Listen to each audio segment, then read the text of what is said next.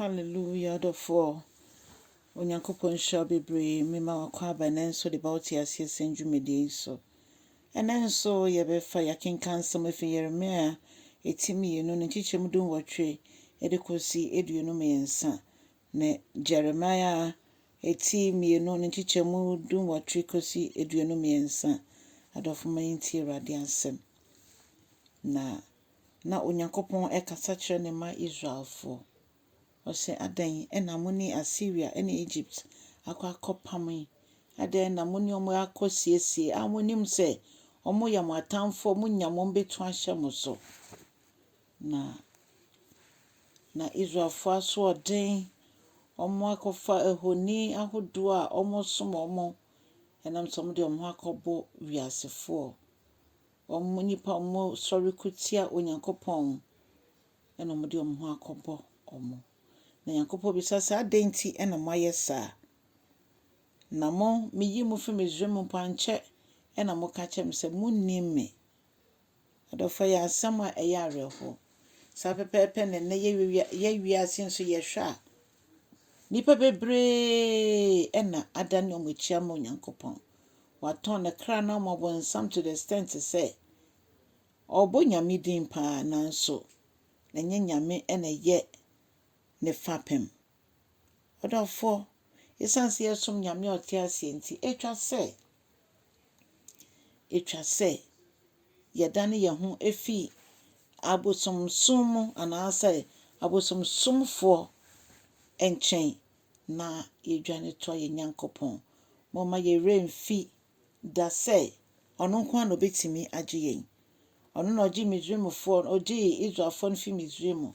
ono anto na oguso ehwehwe na wagye de a wayira ono ne botaye no so okra bia ebenya nkwa okra bia ebenya fa hodie okra bia ebenya hunumo ewo no nyame emu eno nti no ye mpaebo nyina ne se ye be nante se no kragidifo empo se de be ya ye benya huhuma ye hunumo huhum ye kopue bebi a nchachira no anase de niam akono enhyeda emfa ne kwan so a eho ne ho na isanse amakoma nyame nkronkra betsa ye munti eho ne ho na ye behu na ya twe ye ho afisa enchachira no mo adofo onyame a wafra ye no ye nyame ni konfo eno nti esese ye hwe ne yie se de sifa eni ni tu anamo esese ye hwe ne yie nemom yetimi gya ye homu nyina se Awurade fa me ndomum na fa me ye ne awo awope na ye nuonyam hye ama Awurade din kronkron nyame ansem ba se eba besiesie yen ne Israelfo ne ye ya anhye nyame nuonyam no o kire mo se mo ye sa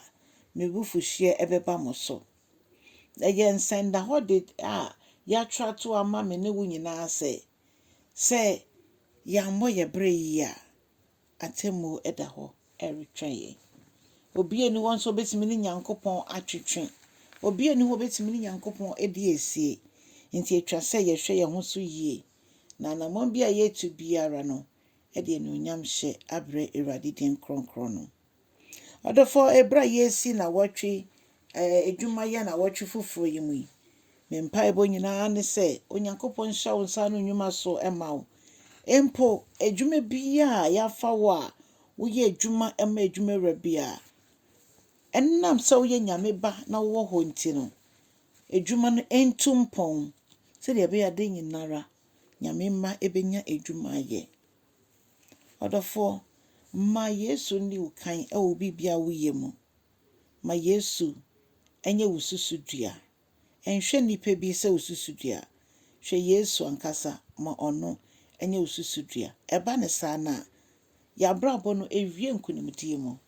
ni etimi dia hye Kristo Yesu din kronkron na enuonyam sabre mempa ebo nyina ne se nke bra ye presi ye behunu no na ye manso so esua se ombehu Awurade Bible account wo se so Onyankopon agi obaako a ogi ono ene ne fiefo nyina enkwa timware hyemu se Uti bianse de atie bia no wo de abe Awurade anim